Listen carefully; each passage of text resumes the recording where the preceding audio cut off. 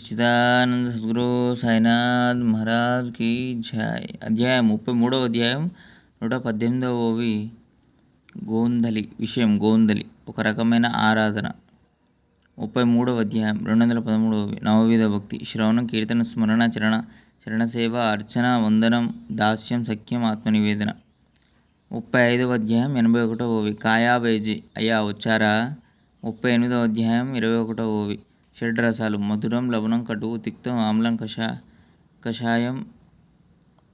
43వ ఓవి. పాతిహ నైవేద్యం. 42వ ఓవి.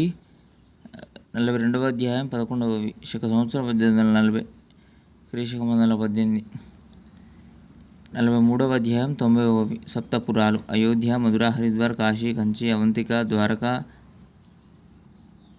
44వ అధ్యాయం 10వ ఓవి. ప్రారబ్ధ కర్మ.